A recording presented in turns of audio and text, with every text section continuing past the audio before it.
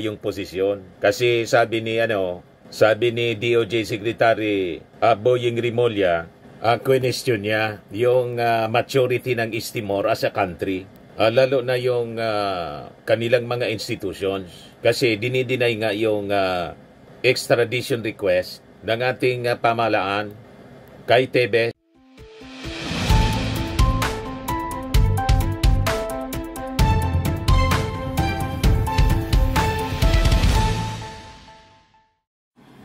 Breaking news ngayon mga kababayan, si expelled Congressman Arnie Tebes ng 3rd District ng Negros Oriental, kinaladkad na mga pulis doon sa Timor-Leste.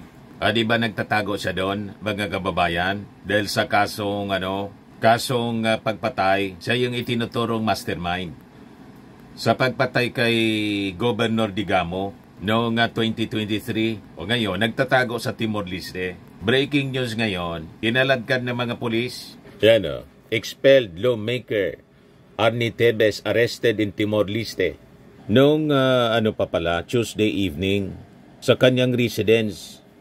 Kaya lang ngayon lang mga kababayan pinablis ng kanyang anak na si Axel Tebes. So kinaladkad siya mga kababayan ng mga authorities, ng mga pulis sa Timor-Leste. So sabi dito sa balita, Tebes, who used to be the 3rd District Representative in Negros Oriental, is currently in the said country after being tagged as the mastermind in the slaying of Governor Roel Digamo in 2023. In a 10-second video, Tebes was seen being forced out of his residence by individuals believed to be Timor-Leste police and immigration officers. Ito siya yung video mga kababayan sa report ng Daily Guardian. Sabi dito, Watts expelled lawmaker Arnolfo Tebes Jr. was arrested Tuesday evening in his residence in Dili, Timor-Leste. So sabi ng kanyang anak na si Axel Tebes sa Facebook post, My father has been kidnapped and abused. Please help me make this post go viral so that it will make it to all media outlets in organization all over the world. We need help. Please, Axel wrote in his Facebook post. Ito yung video ng pagkaladkad sa kanya ng sabi, mga immigration officials at mga pulis sa East Timor.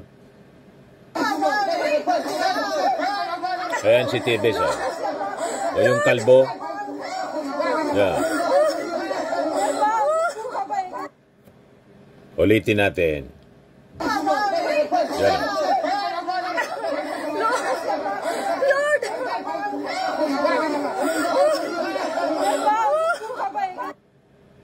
So ito mga kababayan ang patunay na the long arms of the law will finally reach those people mga kababayan. Sabi nga, you cannot escape the long arms of the law. And finally, yung mga authorities, mahuhuli ka rin. So ito yung warning para kay Harry Roque at iba pang mga pugante mga kababayan tulad ni General Bantag. Di ba si General Bantag nagtatago rin hanggang ngayon? Ngayon si Harry Roque, wanted, isang pugante at patuloy na nagyayabang po. Kaya tama itong mga reactions. Waiting for breaking news, ABS-CBN News for Harry Roque. Sabi ni Jerome Feca. Sabi ni Daryl Villarino, I thought his extradition request by DOJ was denied by East Timor Court. Baka nagbago na yung posisyon. Kasi sabi ni DOJ Secretary Boying Rimulya, question niya yung maturity ng East Timor as a country. Lalo na yung kanilang mga institutions. Kasi dinideny nga yung extradition request ng ating pamahalaan kay Tebes. Ito, pakinggan po ninyo yung interview ng mga mainstream reporters as published ng ANC. Dito sa issue ng extradition kay Tebes.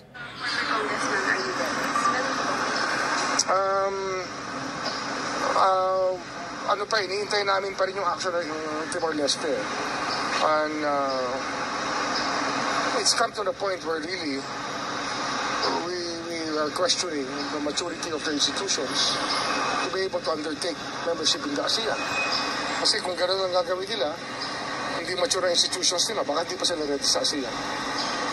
Sir Harry Roque, may request na po tayo to cancel this passport sa DFA? Hindi ko pa napipirmahan, but we will do that. So in the process na, sir, ang request? Na-request na sa cancellation ng passport We will write a letter. ni Yung iginigit Harry Roque na possible na hindi daw siya basta-basta maa-arresto because of the non-refoulement, and yung asylum application niya kailangan pa raw tapusin. He seems confident about it. I'm sure that the asylum application will have to be finished before it's acted upon in the Netherlands. But we know that the Netherlands will not tolerate the commission of crimes that are being charged in this case. They will not tolerate it. So possible na, sir, kailangan tapusin muna yung Asylum kasi is a special process. Kaya mo matapos muna. But we are also in the process, sir, of applying for red notice sa Interpol. We will do that, of course. We will do that. So paano ba yun kapag yung passport niya na-cancel? Matik ba yun? Kailangan siya? Well, he will be an undocumented alien. Pag wala siyang asylum at nakancel ang passport niya, he will have to be deported. Yung asylum ay asylum process. Yun nga, pero matatapos na naman yun. It will end soon. I believe that they will not tolerate the commission of crimes that are being charged here. And they see naman that the justice system is working in this sense, that we have given due process to him to answer. He answered the complaint in Abu Dhabi. We considered everything. And the panel of prosecutors was able to, reach a conclusion that he was to be charged.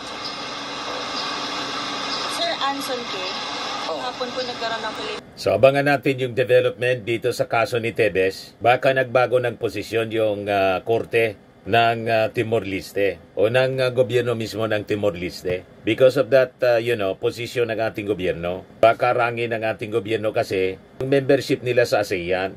That could be, a great pressure na pwedeng gawin natin. Nag-apply sila sa ASEAN, pagkatapos hindi pa ready sila sa ganitong mga extradition request.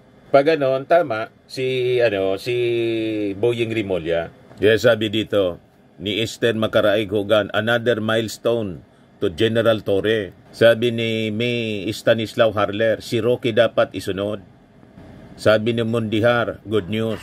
Sabi ni Lisa Rojas, next the brother, then the cousins, then the bodyguards. Magtago na tanan, justice for all victims. Sabi ni Alejandro Coiba, goodbye Timor-Leste, welcome Philippines. Sabi ni Ernie Delgado, bring him home, Topacio to the rescue. Sabi ko sa inyo, itong mga pugante, darating din yung kanilang panahon. O ito na siguro, abangan natin kung itong pag-aresto kay Tebes in response na sa extradition request ng ating gobyerno para maibalik siya rito sa Pilipinas at mapapanagot ay harap sa trial po. Just like Harry Roque, na dapat isunod mga kababayan si Harry Roque. Sabi ni Becky Joaquin Foilos, this is the time for him to defend himself if he is not guilty. Kaya this serves as a stern warning sa lahat ng mga elected officials. Lahat may katapusan ang pag-ari. Sana maibalik na ang mga nag-seek ng elective position na that they should rise above themselves and think of the good of majority, bumuti man sa atin o hindi. Sunod na si Akla at Bantag. Sabi ni Met As Osirek, buti nga kayong mga lawmaker tapos kapagay ginawa kayong kayupan, magtatago kayo. Next na yang si Roque. O ito si Roque, mga kababayan. Sabi dito sa balita ng abogado.ph, Roque decries premature passport cancellation, denies trafficking charge. Deny ka ng deny. Yung denial mo sa media, sa social media live mo, i-deny mo sa korte. Umarap ka sa korte, umuwi ka na rito. Pasasa at mauli ka ni General Torre. Yung application mo, malamang sa malamang malapit ng magdesisyon yung gobyerno ng Netherlands. Yung desisyon denied yung asylum application mo. Ngayon, na-discover na may multiple passport.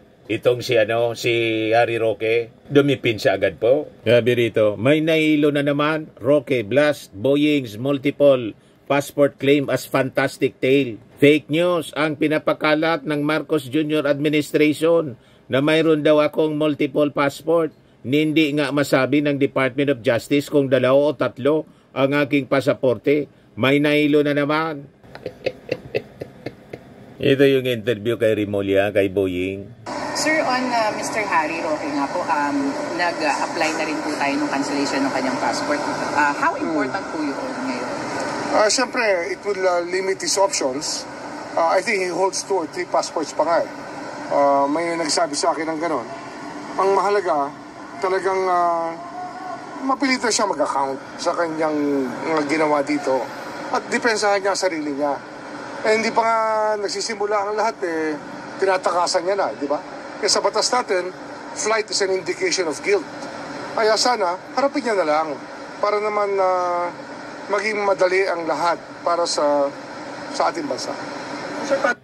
Ito si Harry Roque, dumaldal na naman po. Binabanatan si Secretary Remulla. Yung pamilya daw ni Secretary Boying Remulla, kaibigan nila, ang kanyang pamilya rin. Sabay banat. Ayan si Harry Roque. Panoorin natin yung kanyang latest na vlog. Po, medyo nalulungkot ako dahil lang pagkakaibigan namin itong si Secretary Remulla, nasa pre-law pa lang po ako. No? First year college pa lang ako, siya po ay senior na sa college, malapit na po kami kaibigan. At ang aming mga parientes ay magkakaibigan po. Yung tatay niya at saka nanay ko ay mag-best friend po nung sila ay nasa College of Liberal Arts pa ng UP at saka yung aking tiya na nagpalaki sa akin na retiradong West na pumanaw na rin ay kaklase ng ama niya for 4 years sa College of Law. So ang tawag po namin intergenerational. Naintindihan ko naman po na meron siyang trabaho na dapat gawin pero sana naman dahil ginagampan niya ang trabaho niya doon lang siya sa katotohanan. Ngayon po inanunsyo niya na marami raw akong passport. Paano naman mangyayari yun? Hindi ka makakakuha talaga ng multiple passport unless ikaw mismo ang gumagawa ng passport, no? Dahil hindi papayag ang DFA na magkaroon ka ng multiple passports. Ano ba yung sinasabi niyang multiple passports ko? Well, fake news nga po. Ang nangyari po kasi, ito po yung passport na sinasabi niya na pangalawa kong passport. Tignan niyo po, may butas. Now, bakit po may butas yan? Kasi kanselado na po yan. Ito po, tignan niyo. Kanselado na po yan at bakit naging kanselado na yan? Nakansela na po yan kasi nga wala na po siyang pahinang available. Dahil nung ako naman po ay nagpa-practice, international law ang aking practice, siyempre po ako'y biyahe ng biyahe. So lahat ng pahina ko, punong-puno na. Validity niya ay till 2029 pa, 20... Ang tanong, bakit dala-dala mo pa yan? Ba't hindi mo pa yan itapo na? O itago na lang? Ba't lagi mong dala?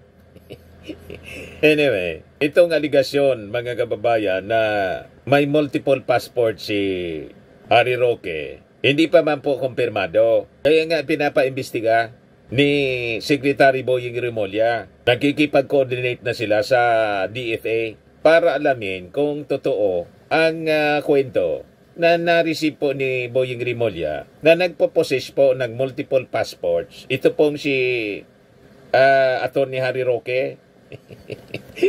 Nag-react agad siya, mga kababayan. Fake news daw si Boying. Sabi dito sa vlog niya. 25, puno na siya. Kinailangan ko nang kumuha ng bagong passport. 2024 pala. Dahil kinuha ko yung bago kong passport ng 2024. Now, ganun pa man, hindi ko pa rin pwedeng itapon ito at hindi pa rin pwedeng kunin sa akin ng DFA.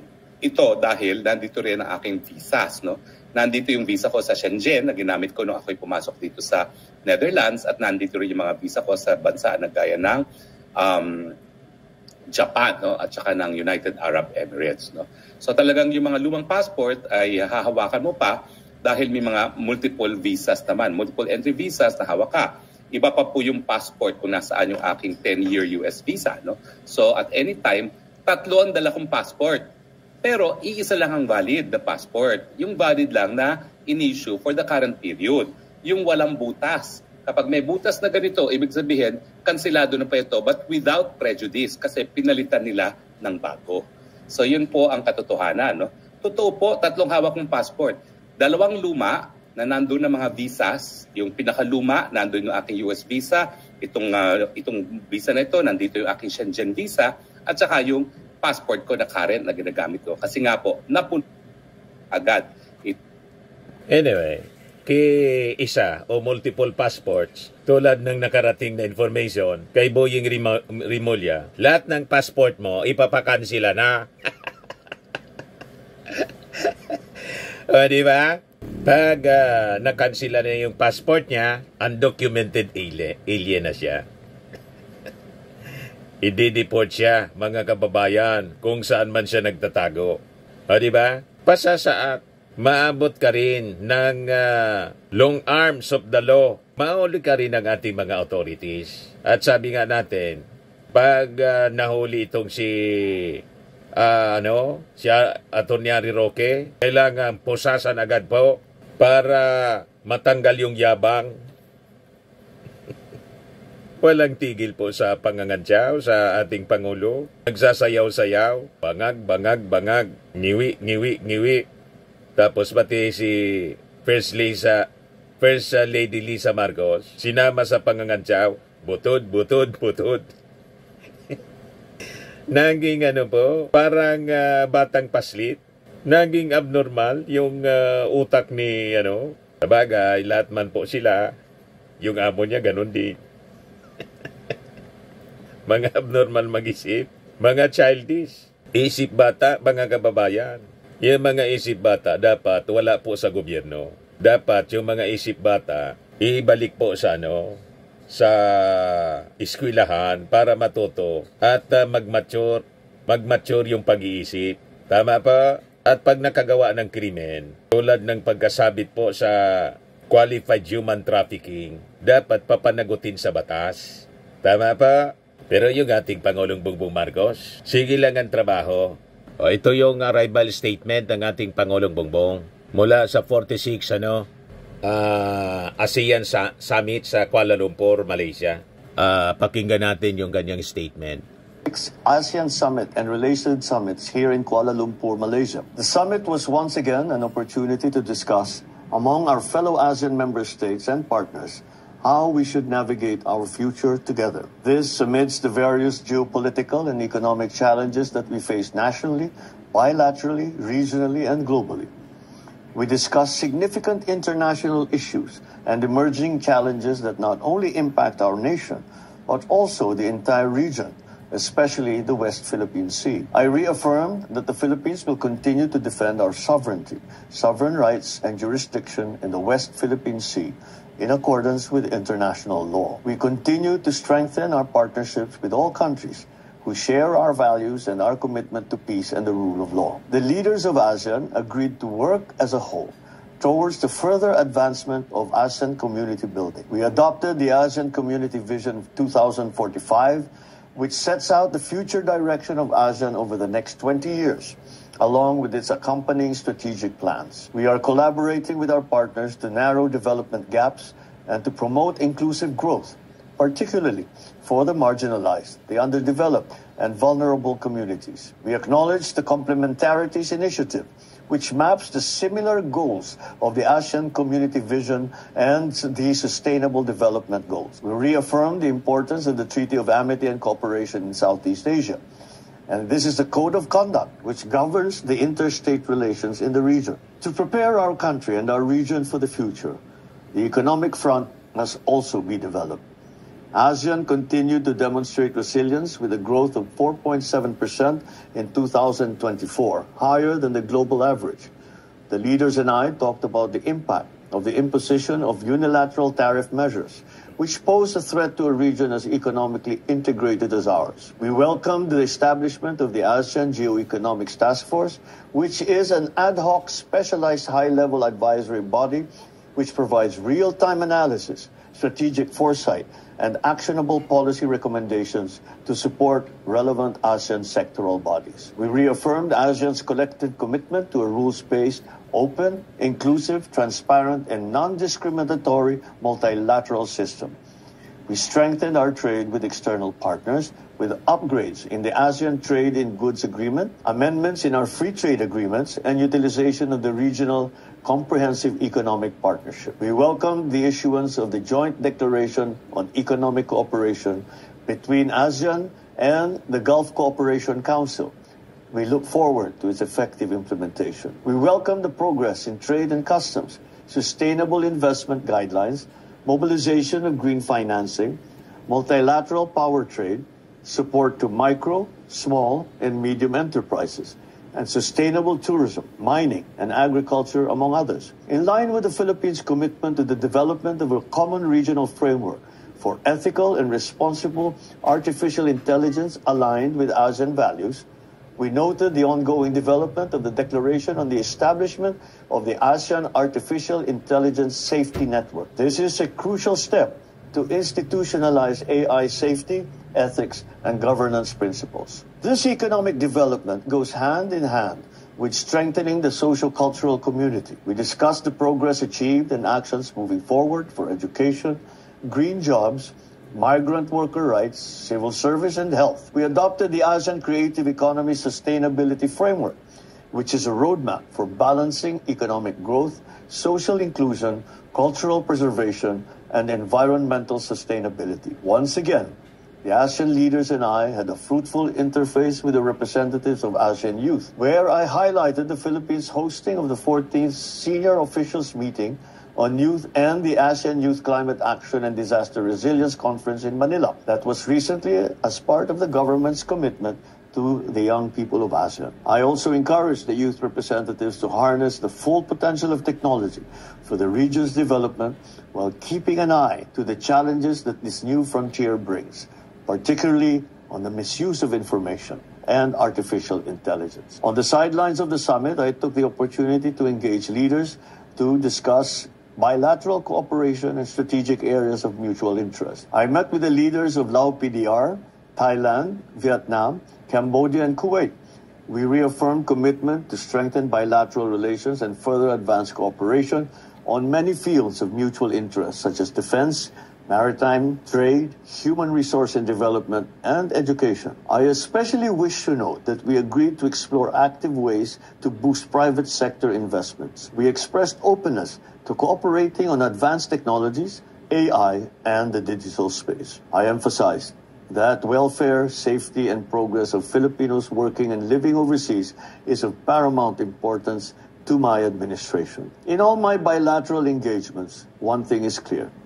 We have to continue to cooperate and to work together to navigate a future that presents us with many opportunities together with many challenges. The Philippine delegation and I are grateful to Malaysia, the chair of ASEAN this year, and our generous host for the successful 46th ASEAN Summit. As the 2026 chair of ASEAN, the Philippines looks forward to building on the gains of Malaysia's chairship and carry ASEAN forward as we navigate our future together. Maraming salamat at magandang umaga po. Ayan po yung ating Pangulong Bongbong Marcos mula sa ASEAN. Ito naman po yung bago naming product na binibenta online. iGlow Serum Whitening po siya. Tingnan ninyo yung epekto sa aking anak na architect before and now. Yung mga inquiries po ninyo, dumiretso na lang kayo sa kanyang Facebook account, Riz Maravillas na Summit. At itong ating programa mga kababayan, atid sa inyo nitong ating mga sponsors. Firmax Firming and Lifting Cream. Pinapay po sa mga pulses in affected area. Mainam po ito sa mga pains at paninigas ng mga kaso-kasuan. Ito sa mukha naman yung application, anti-aging, Automax po siya. Ito iGlow Serum mga kababayan. Whitening po siya. Made in South Korea. Ito naman po, Ningxia Red Mix Fruit Drink. Gawa po siya sa goji berry. May anti-cancer properties po siya. At sa mga nagana po ng malinis and spacious fitness gym, pumunta lang po kayo sa aming Colossal Fitness Gym. May May Grab Car Rental din po kami. At bills payment po sa aming office. At saka sa mga mahilig po sa mga imported bags, manood po kayo sa live selling ni Madam Eileen Rosales sa kanyang Eileen Closet po. Pati mga shoes, ito yung kanya po. Ito yung kanyang page. Kita ninyo, napakagandang mga online selling po siya. Si Madam Eileen Rosales. At cellphone number niya po 773-798-7816.